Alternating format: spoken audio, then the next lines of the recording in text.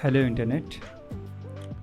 आज हमारे पास एक ग्राफिक कार्ड आया हुआ है जो कि आया है पंजाब से। आप लोग यहाँ पर देख सकते हैं। और जिन्होंने ये भेजा है ये काफ़ी मेहनत के साथ इन्होंने ये बॉक्स को पैक किया था, जो कि खोलते खोलते मुझे भी कुछ ज़्यादा मेहनत करनी पड़ी। लेकिन फाइनली हमने इसे ओपन कर लिया है एंड चेक करते हैं कि अंदर कार्ड कौन सा है। और जैसा कि आप लोग देख सकते हैं 2060 के बॉक्स में 3070 निकला है। कार्ड को बाहर निकालते हैं और जैसा कि आप लोग देख सकते हैं इसकी कंडीशन काफ़ी अच्छी है। और जिस हिसाब से जितना महंगा कार्ड है उस हिसाब से उतना महंगा काम होगा इसमें। इसको ओपन करने के लिए हमें कुछ औजारों की ज़रूरत पड़ेगी, जिसके लिए मैं एनवीडिया को अपने दिल से थैंक यू बोलना चाहता हूँ। और जैसे कि टूल्स में आपको एक लगेगा स्क्रू ड्राइवर और उसके साथ कुछ एलन की वाले इसमें लगेंगे स्क्रूज़ के सेट। कार्ड को फटाफट डिसअसेंबल कर लेते हैं।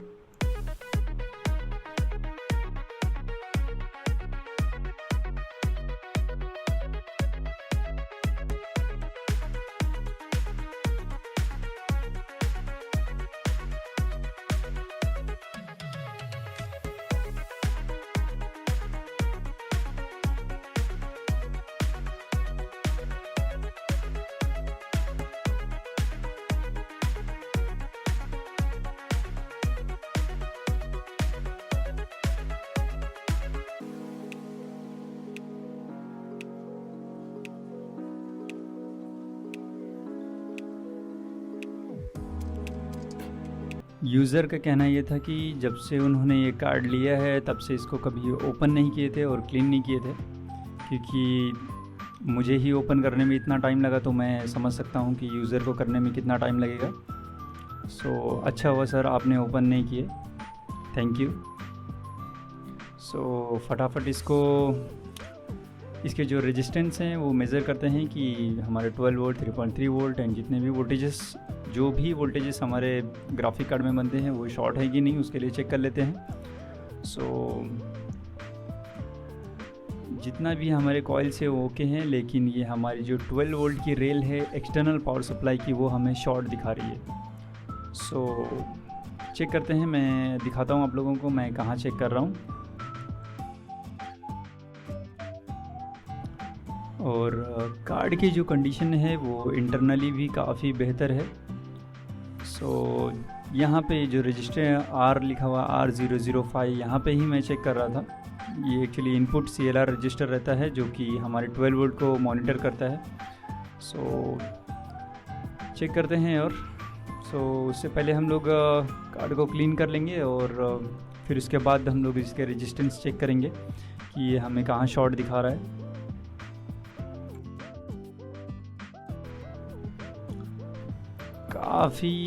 काफ़ी देर लगा मुझे इसे फाइंड करने में कि प्रॉब्लम कहाँ पे है, और वाकई में मुझे भी नहीं मालूम कि प्रॉब्लम कहाँ है। देखते हैं, मेज़र करते हैं। और मेज़र करने से कुछ मालूम तो पड़ा नहीं है, बट एक काम कर सकते हैं, यहाँ पे हम लोग वोल्टेज इंजेक्ट करेंगे एंड चेक करेंगे कि हमारा कौन सा मॉसफेट या फिर कौन सा सेक्शन हीट हो रहा है जिसके वजह से हमारा जो 12 वोल्ट है वो शॉर्ट दिखा रहा है। हम लोग यहाँ पर वोल्टेज इंजेक्ट करेंगे और स्टार्ट करेंगे हम लोग 0.500 मिलीवोल्ट से 1 वोल्ट तक।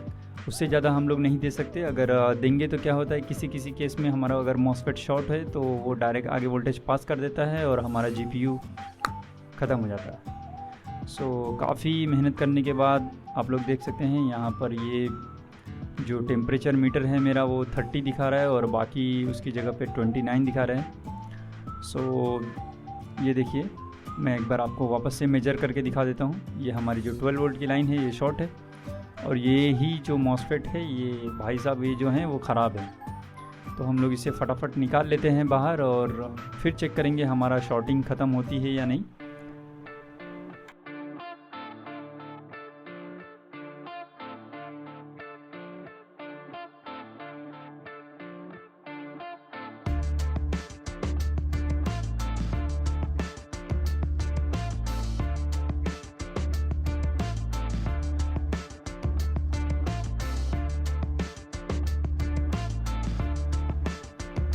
काफ़ी मेहनत करने के बाद हमने वो मॉसफेट को बाहर निकाल लिया है और रेजिस्टेंस मेज़र करते हैं यहाँ पर कि जो 12 वोल्ट का रेजिस्टेंस है वो नॉर्मल हुआ या नहीं। अगर वो अभी भी शॉर्ट दिखाएगा यानी कि कोई और लाइन में भी शॉर्ट है, लेकिन हमारे केस में अभी यहाँ पे शॉर्टिंग ख़त्म हो चुकी है। सो हम लोग वहाँ पे मॉसफेट रिप्लेस करेंगे और फिर चेक करेंगे कि हमारा जो कार्ड है वो वर्क करता है कि नहीं प्रॉपर से।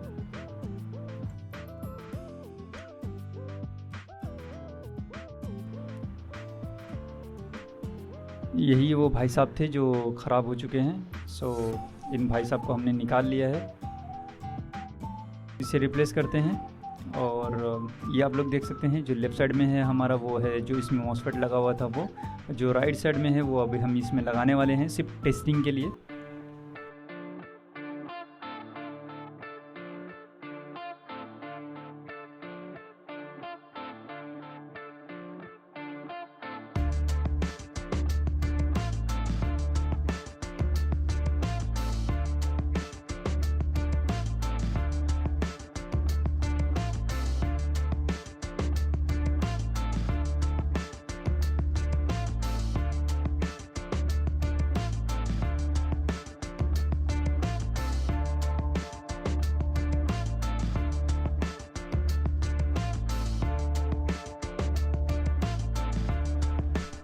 कार्ड को हम अच्छी तरह से क्लीन करेंगे ताकि हमारा जो फ्लक्स है वो जीपीयू में ना जाए।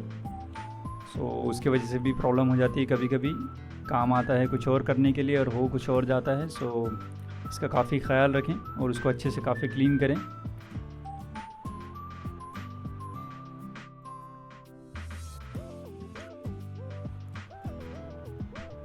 हमारा जो कार्ड है वो अब क्लीन हो चुका है। सो हम लोग इसके कार्ड को टेस्ट बेंच पे लगाते हैं और फिर चेक करेंगे कि हमारा डिस्प्ले आता है या नहीं।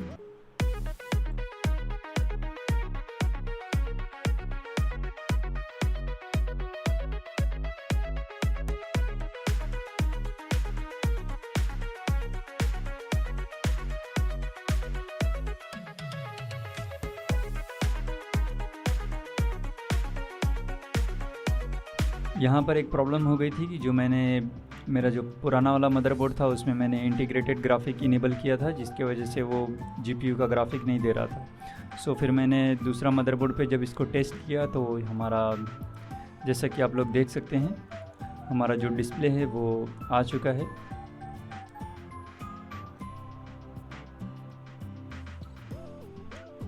जैसा कि आप लोगों को याद होगा कि मैंने ये जो कार्ड में जो मॉसफेट लगाया हुआ है वो सिर्फ टेस्टिंग के लिए था। सो कुछ हफ्तों के बाद हमने जो आईसी ऑर्डर की थी वो आ चुकी है और ये जो आईसी आई है ये कार्ड के लिए एकदम प्रॉपर आईसी है। सो हम लोग इसे रिप्लेस करेंगे और उसके बाद फिर कार्ड को असेंबल करेंगे। देन हम लोग इसका जो बेंचमार्क है वो चेक करेंगे। सो फटाफट हम लोग मैं आप लोगों को दिखा देता हूँ। देखिए यही आईसी थी जो इस कार्ड में लगी हुई थी, तो इसको फटाफट रिप्लेस कर लेते हैं और उसके बाद हम लोग इसका बेंचमार्क चेक करेंगे।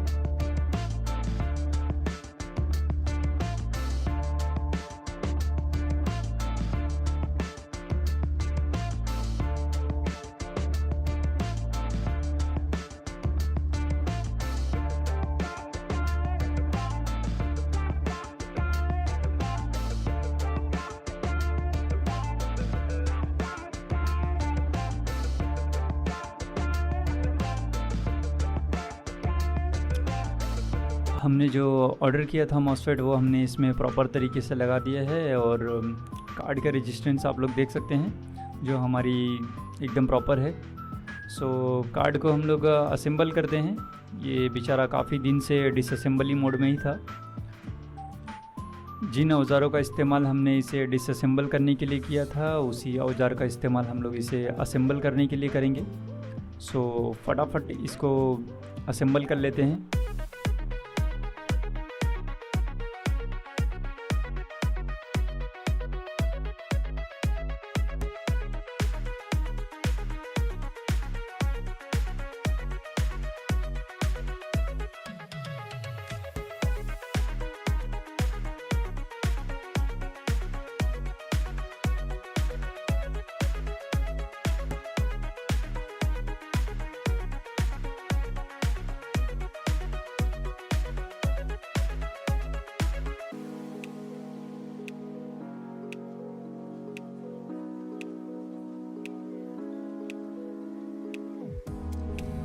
हमारा जो कार्ड है वो एकदम प्रॉपर तरीके से असेंबल हो चुका है। सो इसका भी बेंचमार्क हम लोग चेक करेंगे। सो विंडोज़ को बूट करते हैं एंड उसके बाद चेक करते हैं हमारे जो कार्ड की परफॉर्मेंस है वो।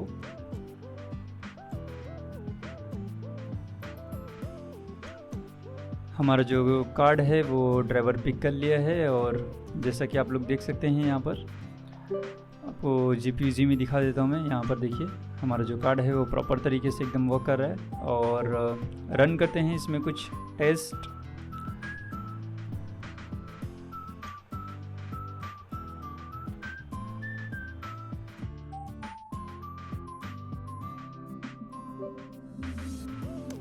हमारा जो कार्ड है वो एकदम प्रॉपर तरीके से वर्क कर रहा है, और इसके जो सेंसर्स हैं वो भी एकदम प्रॉपर चल रहे हैं।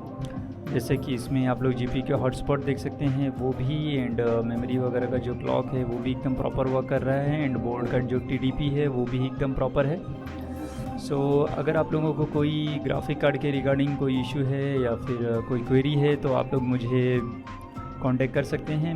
मेरा नंबर नीचे डिस्क्रिप्शन बॉक्स में डाला हुआ है।